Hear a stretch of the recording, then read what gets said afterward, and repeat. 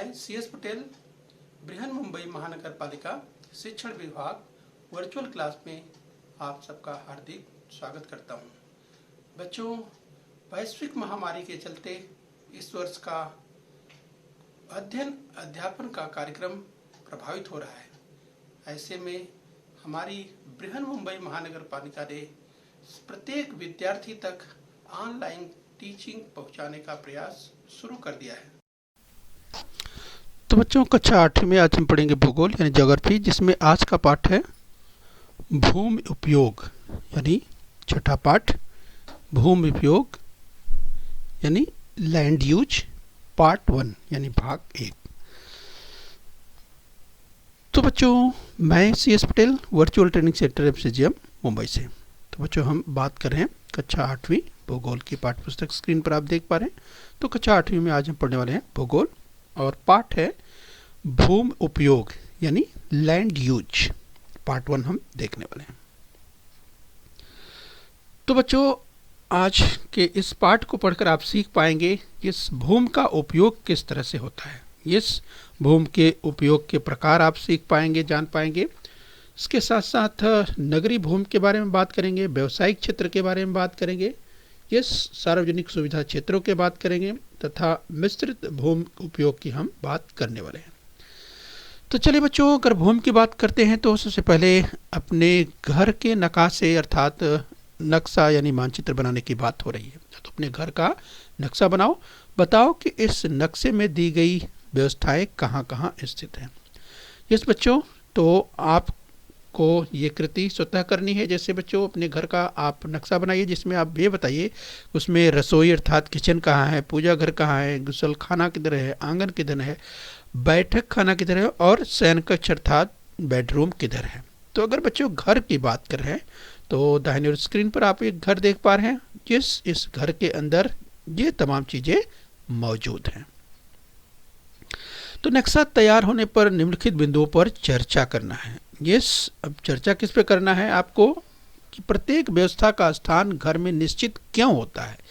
बच्चों, तो अगर हम व्यवस्था की बात करें तो जैसे अगर हम बात करें हम शयन कक्ष की बात, अगर बेडरूम की बात करें, रसोई की बात करें या बैठक खाना की बात करें, तो आखिर में प्रत्येक व्यवस्था का स्थान घर में निश्चित क्यों होता है, यह आपको सोचना है। यदि इन व्यवस्थाओं का स्थान निश्चित नहीं होगा तो क्या होगा, इस पर भी आपको चर्चा है कि अगर ये इन व्यवस्थाओं का स्थान अगर निश्चित नहीं होगा तो क्या होगा, इस पर भी आपको चर्चा करना है और सोचना है। ठीक है बच्चों, तो चलिए इसी क्रम में हम और आगे बढ़ेंगे और विस्तार से जानने का प्रयास करेंगे। बच्चों, तो आपको ध्यान में आया होगा कि घर में प्रत्येक वस्तु का स्थान निश्चित होता है। बच्चों, तो जैसे ही आप रसोई घर में किचन में आप घुसते हैं तो आप देखते हैं किचन में भी आप देखते हैं कि प्रत्येक वस्तु जहाँ भी आपके जो घर में आपके जो भी रसोई में आपके काम करने के लिए जो काम करते हैं उसको भी व्यवस्थित रूप से रखा जाता है। इसी तरह से घर में आप देखते हैं, चाहे बेडरूम की बात करें, किचन की बात करें, तो ऐसे अगर घरों की बात करें तो बच्चों, चाहे घर कोई भी हो, यानी चाहे हम बात करें पक्के मकान की बात करें, कच्चे मकान की बात करें, यहाँ तक झुग्गी झोपड़ियों की बात करें, वहाँ भी प्रत्येक वस्तु के जो भी व्यवस्था है, जितने में है वहीं पर भी व्यवस्था बनाने का प्रयास किया जाता है। तो चाहे पक्के मकान की बात हो, चाहे कच्चे मकान की बात हो, घर तो घर, ध्यान रखना है। तो चलिए, यदि यह स्थान निश्चित न किया जाए तो घर अव्यवस्थित लगता है एवं घर में चहल पहल करते समय बाधाएं उत्पन्न होगी। राइट, तो आपको ध्यान में आया होगा कि इसके पहले अभी प्रश्न था कि अगर घर में व्यवस्थित रूप से चीज़ें न रखी जाएं, तो क्या होगा, घर में तमाम प्रकार की अव्यवस्थाएं उत्पन्न हो जाएंगी अगर इन्हें व्यवस्थित रूप से नहीं रखा जाए। तो इसीलिए यहाँ वहाँ अगर चहलकदमी करते समय अगर यहाँ वहाँ सामान बिखरे पड़े रहेंगे, अव्यवस्थित रहेगा तो तमाम प्रकार की समस्याएं उत्पन्न होगी। तो आइए बच्चों, इसी क्रम में हम और आगे बढ़ते हैं। तो चलिए बच्चों, आपके स्क्रीन पर अगर हम यूँ कहें कि जो एक कृति के संदर्भ में बात हो रही है, गतिविधि की बात हो रही है, जैसे ये व्यावसायिक, निवासी क्षेत्र, खाली भूमि, मनोरंजन, उद्योग, परिवहन, कृषि, संस्था या मिश्र भूमि उपयोग। तो ये कृति करनी है और सबको मिल करके करनी है। यस बच्चों। तो बच्चों, ये कृति तो इस समय नहीं हो सकती क्योंकि तमाम प्रकार की जो वैश्विक समस्या चल रही है। यस, लेकिन अपने घर के सदस्यों के द्वारा इस कृति को आप कर सकते हैं। ठीक है बच्चों, अपने घर के सदस्यों को शामिल करते हुए इस कृति को स्वतः आप घर पे कर सकते हैं। तो करना है, यस, नामों के फलक तैयार करना है जिनकी हमने चर्चा की, और इस तरह से गोल में लेकर के खड़े हो जाना है। और इसके बाद पर्चियाँ तैयार करनी है और डिब्बे में उन्हें रखना है, जैसे दुकान, बगीचा, बैंक, बर्तनों का कारखाना, विद्यालय, बंगला, निवासी इमारत, माल, हॉकी का मैदान। ये इस तरह जो है, बस स्टॉप की बात करें, हवाई अड्डे की बात करें, बैडमिंटन कोर्ट की बात करें, यस। और इसके बाद प्रत्येक सदस्य की हम बात करेंगे, क्योंकि अगर घर पे आप ये कृति करेंगे, गतिविधि करेंगे, तो यस, आप एक एक पर्ची उसमें से उठाएंगे और यस कह सकते हैं कि एक एक उसके पीछे खड़े होते चले जाएंगे। और इस गतिविधि को पूर्ण करने के बाद आप जो है इस पे चर्चा करेंगे। ये कृति आपको घर पे करनी है। जैसे आपके द्वारा विशिष्ट फलक जो भी आपने चुना उसका क्या कारण था, जैसे आपने जिस भूमि का चयन किया, चाहे कृषि की बात करें, परिवहन की बात करें, खाली भूमि की बात करें, तो आपने चुना तो उसके चुनने का कारण क्या था, ये आपको बताना है। तो इस तरह से बच्चों इस पे जो है अपना विचार भी लिखना है, जो सहसंबंध है उन पे भी विचार करना है। तो हम कृति की एक बात कर रहे थे कि आपने अगर जिस भूमि का चयन किया है तो उसका क्या उपयोग है वो आपको बताना है। हमारी आवश्यकताओं और भूमि उपयोग के बीच जो सहसंबंध है उस पर विचार करना है। तो बच्चे, ये तो बात हुई एक्टिविटी की, गतिविधि की, जो कि आप अपने घर पे भी कर सकते हैं। ठीक है बच्चों, तो बहुत ही मनोरंजक है, आप निश्चित रूप से ज्ञानवर्धक है, आप इसे करेंगे। आइए हम लैंड यूज़ की बात करेंगे, भूमि उपयोग की बात करेंगे। जो जिस कृति की हम बात करें इसका इम्पॉर्टेंट रोल यहाँ पे निकल कर आने वाला है। तो बच्चों, भूमि उपयोग अर्थात किसी प्रदेश में भूमि के होने वाले विभिन्न उपयोग की हम बात कर रहे हैं। भूमि उपयोग भौगोलिक कारकों और मानव के बीच होने वाली अंतर क्रियाओं से बनता है। समय के साथ भूमि के उपयोग में परिवर्तन होते हैं। राइट, महत्वपूर्ण बिंदुओं की ओर चर्चा हो रही है। राइट, ध्यान रखिए, जब हम भूमि उपयोग की बात करते हैं तो ये किसी प्रदेश में भूमि के होने वाले विभिन्न उपयोग की हम बात कर रहे हैं।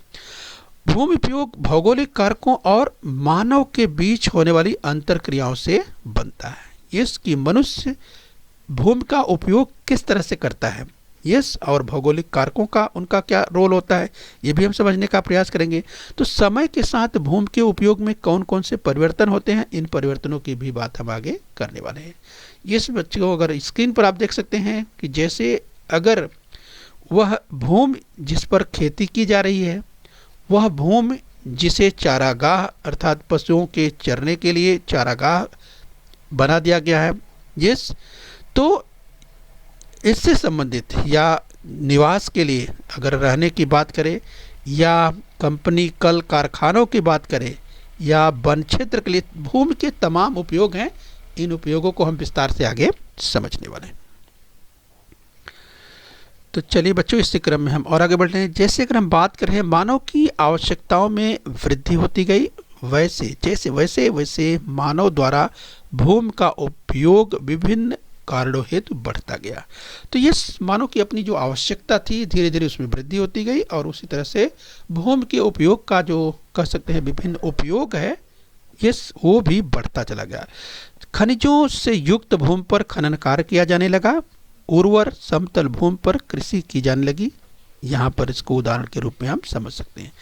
आइए, एक बायुर चित्र दिया हुआ है। राइट, ध्यान से इस चित्र को आप देख सकते हैं। इस चित्र में आप देखिए, चाहे हम कृषि की बात करें, खेती की बात करें, ये सब आप देख सकते हैं। यहाँ पर फसलों का उत्पादन आप देख सकते हैं बड़े पैमाने पर। या अगर हम वन की बात करें, यस, अगर बागवानी की बात करें, वन की बात करें, यहाँ पर आप देख सकते हैं, यस। तो इस तरह से बच्चों भूमि का विविध प्रकार का उपयोग जो है की चर्चा हम यहाँ पे कर रहे हैं। भूमि उपयोग के प्रकार की बात करेंगे, टाइप्स ऑफ लैंड यूज। जिस बच्चों तो ग्रामीण भूमि उपयोग यानी हम सबसे पहले समझेंगे रूरल लैंड यूज। ग्रामीण भागों में कृषि मुख्य व्यवसाय होता है। ग्रामीण भाग में देखिए गांव की अगर हम बात करें बच्चों तो गांव में कृषि जो है मुख्य व्यवसाय होता है। कृषि से संबंधित अन्य व्यवसाय भी ग्रामीण भागों में किए जाते हैं। इसका परिणाम ग्रामीण अधिवासों की अवस्थिति पर दिखाई देता है, इसलिए ये अधिवास खेतों के पास, वनों के पास पाए जाते हैं। तो बच्चों अगर गांव की बात करें, ग्रामीण परिवेश की बात करें तो बाईं ओर जैसे स्क्रीन पर आप देख पा रहे हैं, अगर हम गांव की बात करें, ग्रामीण परिवेश की बात करें तो यहाँ पर आप समझ सकते हैं कि इस यानी ग्रामीण अधिवासियों की अवस्थिति की अगर हम बात करें तो ये यहाँ पर देख सकते हैं। यस, हम बात कर रहे हैं कि ये अधिवास खेतों के पास, वनों के पास, यस, तो इस तरह से ग्रामीण अगर क्षेत्र की बात करें तो यहाँ पर आप समझ सकते हैं कि अधिवास खेतों के पास या वनों के पास पाए जाते हैं। आइए बच्चे इसी क्रम में हम और आगे बात करेंगे। हम बात करेंगे कृषि भूमि अर्थात अरेबल लैंड की बात करेंगे। वह भूमि जहाँ प्रत्यक्ष रूप से खेती की जा रही है, तो ऐसी भूमि को क्या कहेंगे? कृषि भूमि कहते हैं, अरेबल लैंड कहा जाता है। यह क्षेत्र सामान्यतः व्यक्तिगत स्वामित्व के अधीन होता है। भूमि के स्वामित्व एवं कृषि के प्रकारों के आधार पर इस क्षेत्र का अधिक वर्गीकरण कर सकते हैं। यहाँ पर आप बच्चों स्क्रीन पर आप देख सकते हैं, अगर हम खेती की बात करें, यस, तो वह भूमि जहाँ प्रत्यक्ष रूप से खेती की जाती है उसकी अगर हम बात करें, यह क्षेत्र सामान्यतः व्यक्तिगत स्वामित्व के अधीन होता है और भूमि के स्वामित्व एवं कृषि के प्रकारों के आधार पर इस क्षेत्र का अधिक वर्गीकरण कर सकते हैं। यस, तो यहाँ आपको ध्यान रखना है। आइए बच्चों इस क्रम में हम और आगे बढ़ते हैं। परती भूमि की बात करें यानी फॉलो लैंड की बात करें तो वह कृषि योग्य भूमि जिसका फिलहाल कोई उपयोग नहीं किया जा रहा हो। इस भूमि की उर्वरता बढ़ाने के लिए जो किसान हैं एक दो मौसमों तक भूमि के कुछ भागों का उपयोग नहीं करते हैं। इस बच्चों तो ऐसी भूमि जो छोड़ दी गई है, जहाँ स्क्रीन पर आप देख सकते हैं, यस, यहाँ पे फिलहाल खेती नहीं की जा रही है। यस, लेकिन बच्चों इसे किस लिए छोड़ दिया गया है? इस भूमि की उर्वरता बढ़ाने के लिए जो किसान हैं एक दो मौसमों तक भूमि के कुछ भाग का उपयोग नहीं करते हैं और ऐसी ही भूमि को परती भूमि कहा जाता है। बाद में इसमें खेती की जाएगी। यस, तो इसकी उर्वरता को बढ़ाने के लिए एक दो मौसमों तक भूमि के कुछ भाग का उपयोग नहीं किया जाता है। ऐसे ही भूमि को परती भूमि कहा जाता है। तो चलिए बच्चों, अगर हम वन भूमि की बात कर लेते हैं, फॉरेस्ट लैंड की बात कर लेते हैं। इस ग्रामीण भूमि उपयोग में सीमांकित वन भी एक प्रकार का भूमि उपयोग है। इस अगर हम सीमांकित वन भी एक प्रकार का भूमि उपयोग है। तो स्क्रीन पर आप देख सकते हैं बाईं ओर, इस वन क्षेत्र से लकड़ी, गोंद, घास इत्यादि वनोत्पाद प्राप्त होते हैं। तो आप यहाँ पर देख सकते हैं बड़े पैमाने पर आपको यहाँ पर वन दिखाई दे रहे हैं। ये बच्चों तो इस तरह के वन जिससे लकड़ियाँ प्राप्त होती है, गोंद, घास इत्यादि वनोत्पाद प्राप्त होते हैं। तो इस प्रकार से ये जिसे हम फॉरेस्ट लैंड या वन भूमि कहते हैं। आइए इस क्रम में हम और आगे बढ़ेंगे। हम चारागाह यानी मैदान की बात, ग्रासलैंड या पास्चर लैंड की बात करेंगे। यह जमीन गांव के पंचायत के अधीन होती है अथवा सरकार के अधीन होती है। ये बच्चों चारागाह की बात करें, पूर्ण गांव इसका स्वामी होता है, थोड़ी जमीन ही निजी स्वामित्व के अधीन होती है। ये बात कर रहे हैं चारागाह या मैदान की बात कर रहे हैं। तो स्क्रीन पर आप देख सकते हैं ऐसे क्षेत्रों की बात कर रहे हैं जो ये क्षेत्र आपको दिखाई दे रहा है जहाँ पर ये जो गाँव के पशु हैं वे चरते हैं, इसीलिए इसका नाम चारागाह है। यस, तो इस तरह ये जमीन गांव के पंचायत के अधीन होती है अथवा सरकार के अधीन होती है। पूरे गांव का जो स्वामित्व होता है वो इस जमीन पर होता है। थोड़ी जमीन ही निजी स्वामित्व के अधीन होती है। राइट, ये आपको ध्यान रखना है। आइए बच्चों इस क्रम में हम और आगे बढ़ते हैं। नगरीय भूमि उपयोग की बात करें, अर्बन लैंड यूज की बात करेंगे। 20वीं सदी में नगरीय अधिवासों में वृद्धि हुई। यस बच्चों, और धीरे धीरे नगरीय जनसंख्या बढ़ती चली गई। नगरीय भागों में विभिन्न कामों हेतु भूमि का उपयोग किया जाता है, इसलिए भूमि का अधिक से अधिक उपयोग करना आवश्यक है। नगरीय भागों में जनसंख्या की तुलना में भूमि सीमित होती है। राइट, ध्यान रखिए, नगरीय भागों में जनसंख्या बहुत अधिक होती है और यही कारण है बच्चों, यहाँ पर जो जमीन होती है वो सीमित होती है। जनसंख्या की तुलना में यहाँ पर जो जमीन है वो सीमित होती है और यही कारण है यहाँ पर ये ऊंची ऊंची अट्टालिकाएं, गगनचुंबी इमारतें यहाँ पर आपको दिखाई देती है, क्योंकि कम क्षेत्र में अधिक लोगों का निवास होता है, इसीलिए शहरी क्षेत्रों में या नगरीय क्षेत्रों में ये ऊंची ऊंची इमारतें होती हैं। और यही कारण है बच्चों, यहाँ जो जनसंख्या का घनत्व है, यानी पॉपुलेशन जो डेंसिटी की बात करते हैं, ये जनसंख्या का घनत्व यहाँ पे अधिक होता है, ये आपको ध्यान रखना है। तो ये सब बात कर रहे हैं नगरीय क्षेत्र की बात करें। नगरीय भूमि का उपयोग किस तरह से हो रहा है वो आप देख पा रहे हैं यहाँ पर, किस तरह से इस भूमि का अधिक से अधिक उपयोग तथा नगरीय भागों में जनसंख्या की तुलना में भूमि सीमित होती है, इसीलिए जनसंख्या का घनत्व अधिक होता है। परीक्षा में पूछा जा सकता है प्रश्न, ध्यान रखिए। व्यावसायिक क्षेत्र की बात करें, कमर्शियल लैंड यूज की बात करेंगे। बच्चों, शहरों का यानी शहर का कुछ भाग केवल व्यवसाय हेतु उपयोग में लाया जाता है। इस भाग में दुकानें, बैंक, कार्यालय, इस तरह से इसका समावेश होता है। अगर हम दुकानों की बात करें, बैंक की बात करें या विभिन्न प्रकार के जो कार्यालय, जो ऑफिस जिसे कहा जाता है, उनका समावेश होता है। तथा केंद्रीय व्यावसायिक क्षेत्र CBD की कल्पना का जन्म यहीं से हुआ है। उदाहरण के रूप में अगर समझे बच्चों, यस मुंबई स्थित पोर्ट अथवा BKC यानी बांद्रा कुर्ला कॉम्प्लेक्स, बहुत चर्चित नाम है बच्चों, आपने जरूर सुना होगा। बांद्रा कुर्ला कॉम्प्लेक्स, BKC आपने नाम सुना होगा। राइट, चूँकि इस तरह की हम बात करें कि किस तरह से इस जो केंद्रीय व्यावसायिक क्षेत्र की कल्पना की अगर बात करें तो इसका जन्म यहीं से हुआ। और समझ सकते हैं कि ऐसे में जहाँ पर आप समझ सकते हैं कि निश्चित रूप से जब हम दुकानें, बैंक, कार्यालयों की बात करते हैं तो जो शहर के ऐसे क्षेत्र है जो कि बहुत विकसित हो जाते हैं। राइट, और इस तरह के जो है कल्पना, जो व्यावसायिक क्षेत्र की बात करें, केंद्रीय व्यावसायिक क्षेत्र की बात करें, उसकी कल्पना का जन्म यहीं से है। राइट, तो ध्यान रखिए, हम बात कर रहे हैं यस मुंबई स्थित फोर्ट की बात करें या BKC की बात करें। आइए बच्चों, इसी क्रम में हम रेजिडेंशियल लैंड यूज की बात करें, आवासीय क्षेत्र की बात करें। अब ये सब तक आप कमर्शियल देख रहे थे, व्यावसायिक देख रहे थे, अब आप आवासीय अर्थात रेजिडेंशियल लैंड यूज की बात करेंगे। इसमें ज़मीन का उपयोग लोगों के रहने के लिए किया जाता है। इस क्षेत्र में मकान, इमारतों का समावेश होता है।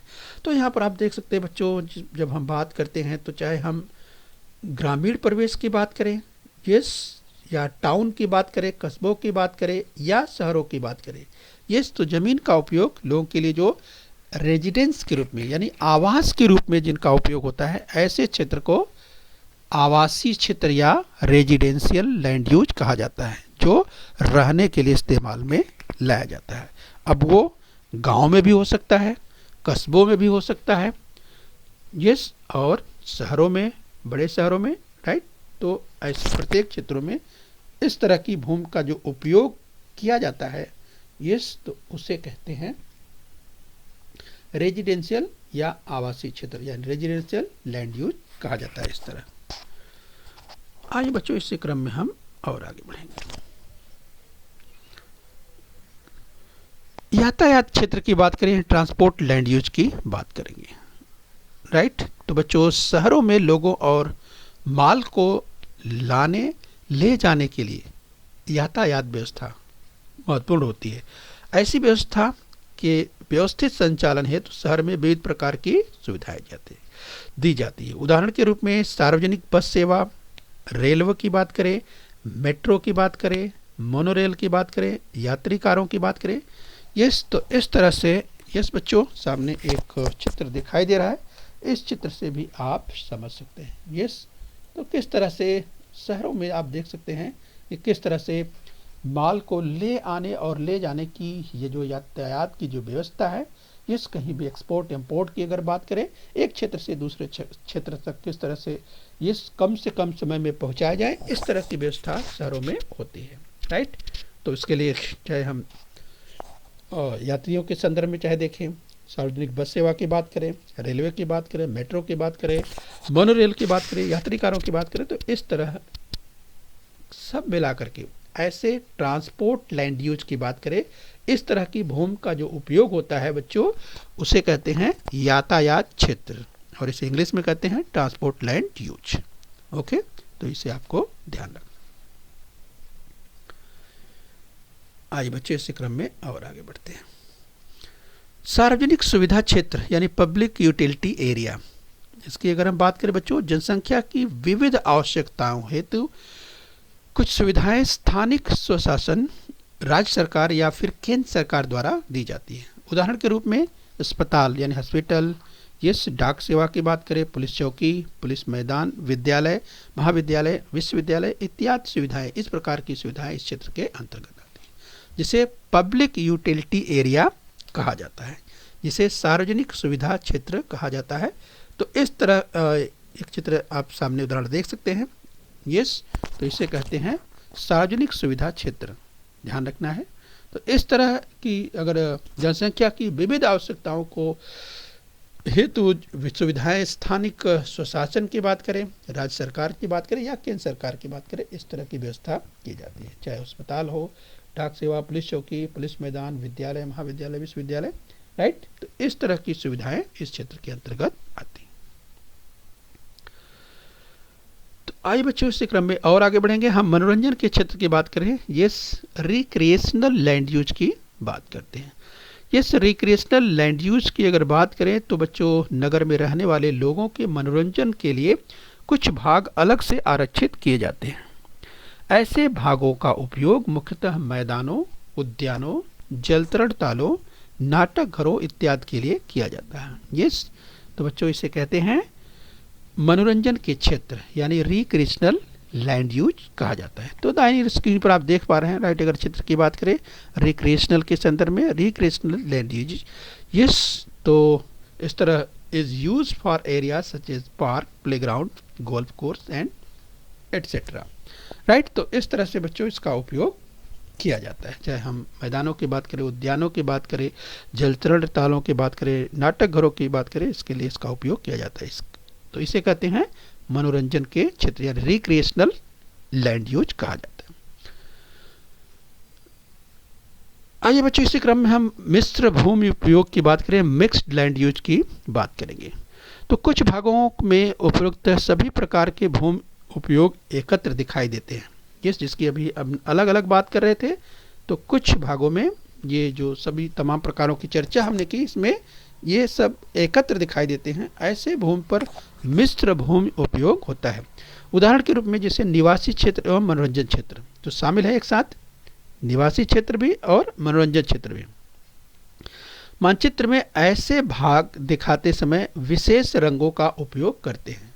जैसे निवासी अगर भाग दिखा रहे हैं तो लाल से दिखाते हैं। तो यहाँ पर जैसे अगर बात करो बच्चे, तो स्क्रीन पर आप देख सकते हैं, अगर इस मानचित्र को आप ध्यान से देखिए तो जो रेड में लाल लाल ये जो दिखाया गया है, ये जो आप देख रहे हैं, ये सब क्या है?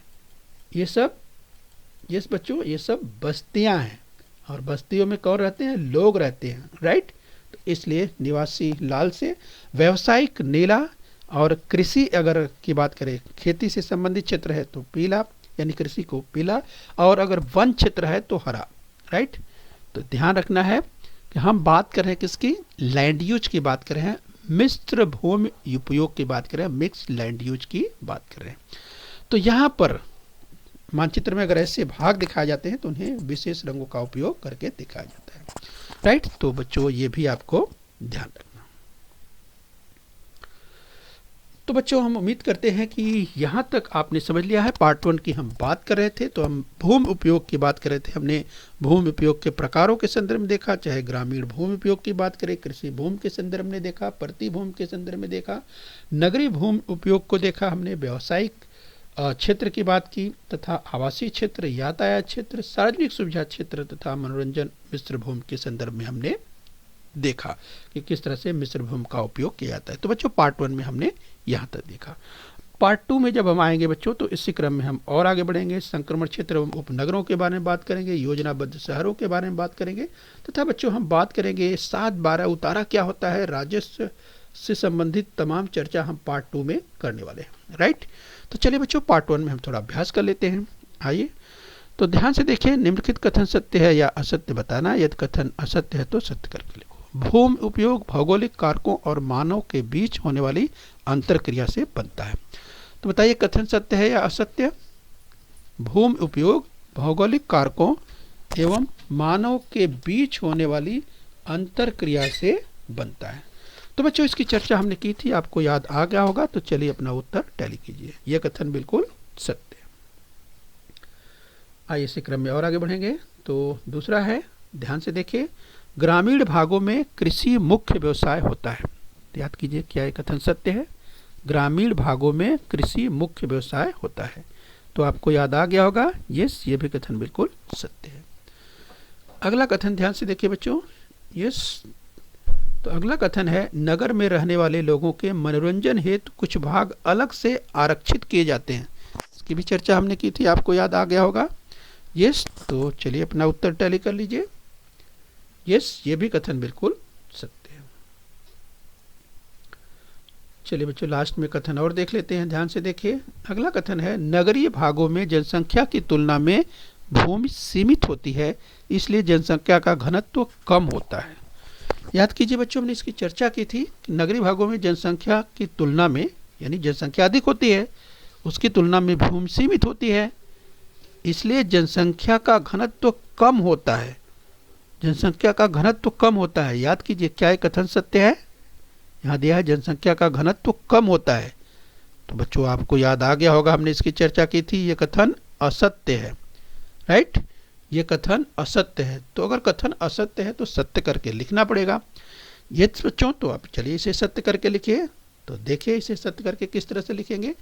नगरीय भागों में जनसंख्या की तुलना में भूमि सीमित होती है, इसलिए जनसंख्या का घनत्व अधिक होता है। तो ऊपर क्या लिखा गया था बच्चों? जनसंख्या का घनत्व कम होता है, ये लिखा गया था, जो कि गलत था, असत्य था। तो उसे सत्य करके क्या लिखना है? जनसंख्या का घनत्व अधिक होता है। यस, तो नगरीय भाग में आपको ध्यान है बच्चों, जनसंख्या का घनत्व अधिक होता है, यस, कम नहीं होता है। तो इसलिए इस तरह से कथन को आपको सत्य करके लिख देना। तो चलिए बच्चों, हम उम्मीद करते हैं कि आपने इस, अगर पार्ट की बात करें, लैंड यूज अर्थात भूमि उपयोग के पार्ट 1 के हिस्से को आपने पूरी तरह से समझ लिया है। तो बच्चों बृहन मुंबई महानगर पालिका के इस चैनल को सब्सक्राइब कर लीजिए और बच्चों खूब मेहनत से पढ़िए और अपने स्वास्थ्य का ध्यान रखिए। बच्चों बृहन मुंबई महानगर पालिका के इस चैनल को सब्सक्राइब कर लीजिए और बेल आइकन प्रेस कर लीजिए। तो बच्चों हम उम्मीद करते हैं यहाँ तक आपने समझ लिया है। आगे फिर मिलेंगे। आज के लिए इतना ही। Thank you very much.